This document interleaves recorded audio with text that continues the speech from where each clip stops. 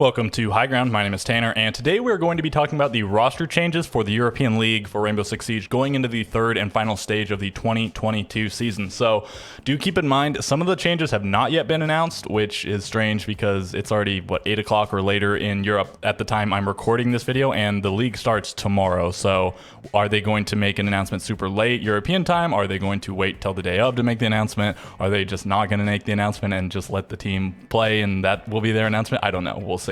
But I think I generally have a grasp over which players are being picked up by the teams that even haven't announced just yet. So also keep in mind, I don't know a whole ton about EU. I don't watch their stuff outside of T1. So the players that are joining in, most of them are coming from Challenger League or maybe even T3, like the regional leagues. I don't know a ton about them, so I can't give too much about that. And so we're just going to cover it maybe in more of an objective sense. You can feel free to comment below who you think are the more exciting pickups, who you think will fare well. But I think I sort of have a grasp over where everything's headed because I don't think anything will be insane as a result of the roster changes, but that's not necessarily true. Maybe some of these guys really will light the world on fire. So we'll start with BDS. Yeah, they dropped Rafal and they're picking up a person by the name of Likafak or Likefak, however you say it, L-I-K capital E-F-A-C. Yeah, I mean, if you know how to say that, please tell me in the comments. I have no idea. Okay, so joining Ranchero, Shaiko, Alemj, and Bride. And I mean, people have been saying for quite a while that BDS really needed a roster change in order to win something. They got kind of close. They're usually contenders, not literally every event, but most events they make fairly deep runs, and people always pick them as one of the favorites. It's like them and Liquid, and then whoever else is hot from Europe or whatever region. Okay. And they always fall short. They always have, and it's a very competitive game. It's if you're bad on one day, you're just out at an event. Sometimes it's single elimination or even double elimination. But if you're losing two important series, you are out, and it can be quite taxing in that way. So we'll see how the new roster pans out. I think some people were saying perhaps it was not Rafal that should have been dropped. I think the general consensus was Rafal to be dropped, if anybody, but I think some people maybe thought Renshiro, some people maybe thought Alemj. Nobody was really saying Shaiko and Bride. Bride, I think, has fallen off a little bit recently, but perhaps only because the bar was set so high for him by himself, because for the longest time he looked like one of the best, if not just the best support player in the world, not only getting down a lot of plants, but getting a lot of kills along the way. And okay, so BDS, I would expect them to still be a top team. They weren't definitely solidified at the top of EU last stage, but even when they haven't been quite as impressive lately, they've still sort of been fighting for the top. Okay, let's move on to G2. Another team that has not made their announcement, but my understanding is this is going to be Blur. They dropped Prano, so retaining Citizen, Virtue, Alamau, Doki. Prano, I think you'd certainly say was the worst player on the roster, the least impressive, and I think a little bit strange. I think people have really soured on Prano. They thought, I think most people would have said that he was pretty good back when he was on. It was Secret, I think. He even had one stage where he was incredible, if not more than one stage, and then he was pretty good on Rogue in his role, and then just maybe not as good on G2 for whatever reason. And G2, they've been underdogs and they've been not underdogs, right? Because nobody thought they were going to be bad coming into it with this level of talent on the roster. Some of the best players in all of Europe, and then I guess even one of the best players coming over from Brazil in Alamau.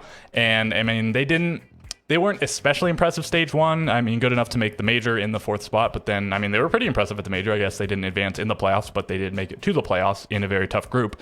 And then in stage 2, they were really bad at the beginning, and then they came back, made it to the major off of very slim odds, and then they did fairly well at the major, also making it out of groups, but falling in the quarterfinals once again. So the bar is fairly high. I mean, making it out of groups at the last 2 majors is solid, but obviously they'd like to advance and make it to the semis and in the finals and win the event. So we'll see if this roster change pans out.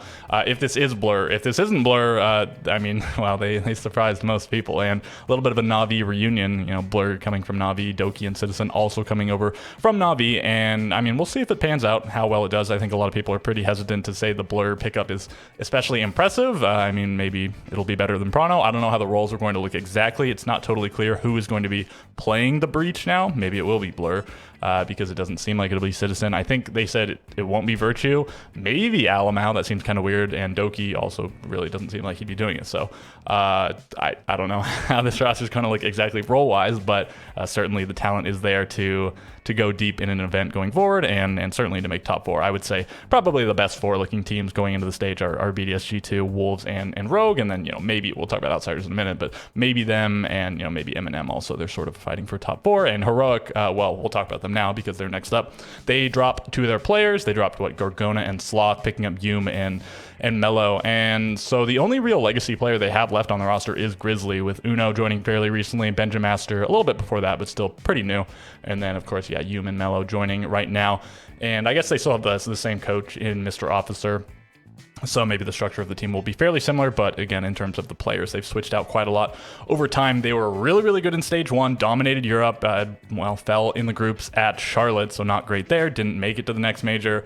And now it's not totally clear if they'll even be contenders for top 4. We'll have to see. I think the potential is definitely there, but with the team being so different now and also the fact that they weren't especially good last stage, it makes you wonder if they will be back to the top anytime soon. But again, maybe it is possible. And a very diverse roster with 5 different countries being represented on one roster. I think that's the only one doing that, because it's going to be 3 players from the UK here, and some rosters have most players from the same region. I guess I stand corrected, because there are 5 different regions on Rogue anyway. So yeah, okay. Anyways, not very important. So we'll see how they pan out. Yume played on Delta Project with Fabian. I think Kanto was there for a while, and I think very impressive in T3. I don't know, did he play in T2? You could tell me below.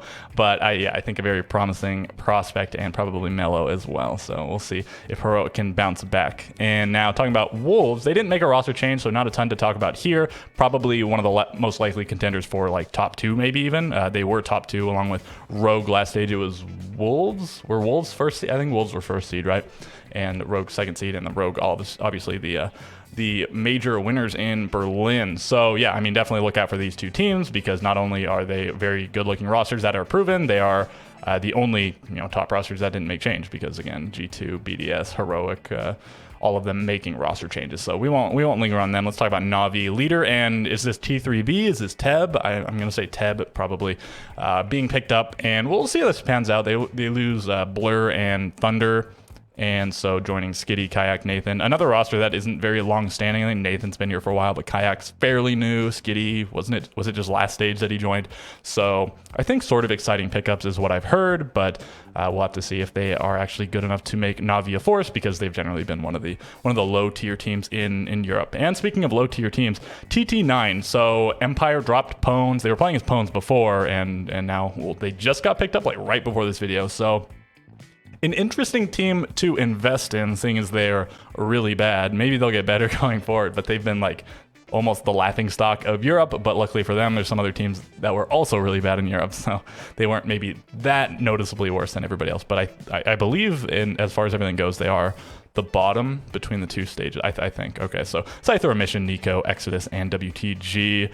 And okay, so I guess no roster changes here. I think they sort of have potential. Maybe if TT9 is a real org, because I think a lot of people for a long time said Empire was just not a good actual org. Yes, they did host a very good team with Joystick, Always, Shepard, those guys. And again, we'll talk about them in a second. But maybe with the proper support, this team can thrive, or at least maybe make it out of one of the bottom positions. We'll have to see. Okay, Rogue, yeah, not a ton to talk about here. The major champions, no roster changes coming out.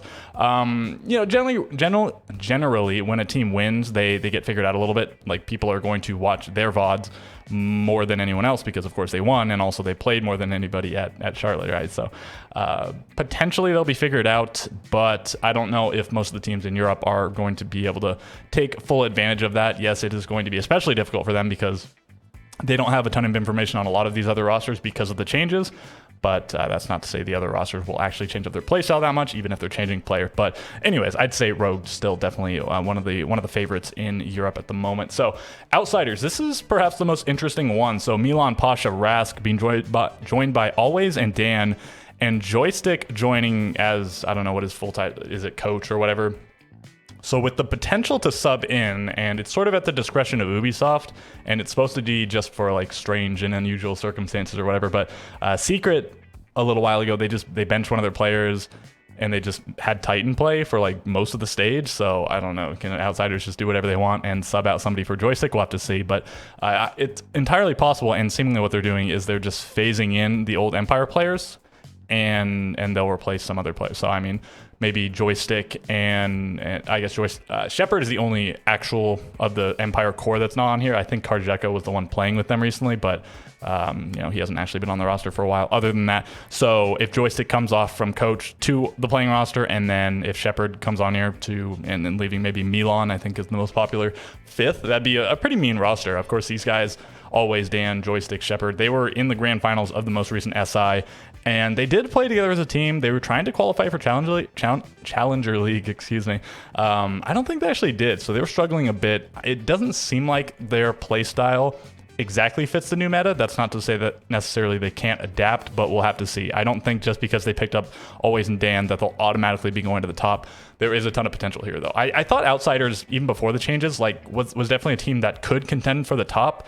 And I just wonder if the whole org thing, the whole Russia-Ukraine thing was hampering them in a way, because I always saw them as a team that could potentially be fighting for top 4, but they've looked pretty bad lately, especially last stage. So we'll have to see. I imagine this will help, but will it be enough? Okay, let's find out. Tomorrow? We'll at least get a glimpse. So MNM, Team Secret. MNM not making any changes. I think a lot of people have been saying that they want to see a change from MNM. They want to see, I think Neo is generally the most popular player to be replaced, but I think MNM, well, we'll see. If they have a good stage here, I think pretty much no reason to do that. They made it to, were they at, I'm blanking. I think they were at Charlotte, right? But they were certainly at Berlin, and they were the only European team to go out in groups at Berlin. But okay, so it's still a new roster to T1. This is only their third stage. Give them a little bit more time. I think they have a lot of potential. And finally, we have Team Secret. So Slebin, Kendrew, Savage being joined by Astro. Is this Gruby or is this Grubby? I'm going to say Grubby. Okay, from, what is it, like Poland or something? Yeah, okay. And then Astro, of course, from the UK. Ooh, what is it? Oh, Portugal, right? Yeah, cool flag. So it was Saves and Keenan leaving the roster, right? So Saves just joined, I think, like last stage, so pretty quickly being subbed out. I guess he just didn't pan out for them in the way that they wanted, unless Saves is going somewhere else. I don't think so, but right, since we know pretty much all of what's happening here. And then Keenan, yeah, so this is the biggest question. He's pretty much been their best player for quite a while, and so a lot of people are saying, why would you drop your best player? Apparently, it was his decision. He decided to step down, either because, I don't know, his team was bad or something, or probably for personal reasons. I don't want to make assumptions there, but we'll have to see. Astro, I think, is a player that people, and well, do differentiate. This is not the same Astro from LATAM that plays on FaZe. Okay, it's a different person, and I think people have been saying for a while that he deserves a call up more than most people. So we'll see how he plays. And then Grubby, I guess, not even having a Liquipedia page, not as notable as a person, but I think a lot of times when somebody is picked up from absolute obscurity, it is probably for a pretty good reason. So with that's sort of what happened with Savage before. He was pretty new to the scene. He was only playing in a T3 league, I think. And now he is on Secret, but this doesn't seem like it'll be enough. Seems like Secret is still going to be one of the bottom teams in Europe, but I mean, well, feel free to prove me wrong. So that's everything. I guess I could have just like gone through this or whatever, right? I'll show this. Oh, Twister joining as the coach for Secret, replacing Titan. So that's potentially exciting. This was the former coach for Furia. He's coming over from Brazil. So Furia, of course, not maybe one of the top teams, not one of the top teams in the world, but they go to like every event, and I imagine Twister was a big part in setting that up because he was, not too long ago the coach for that roster. Yeah, that's pretty much everything. So I guess let me know, which teams do you think are going to be the top 4? I'm assuming BDS, G2, Rogue, Wolves are the most likely, but of course I expect maybe Heroic, Outsiders, MNM, one of them could crack into the top 4. I mean, maybe even one of the other teams, NAVI, TT9, Secret, whatever. I mean, if you think one of these teams is going to be really bad, continue to be really bad in some cases, do let me know. And most of all, I'd be curious to see which of the new roster pickups you're the most excited about. I think BDS, maybe just for the fact that they haven't made a change in such a long time, and a lot of people think maybe this could bring them back to the top of the to the top echelon of the global scene. I'll say. So yeah, I think a lot of people are excited that BDS is finally making a change. But yeah, if you have any other questions, comments, concerns, corrections, suggestions, do leave them below, and a like and a subscription would be appreciated if you wouldn't mind. And with all that being said, catch you guys in the next video.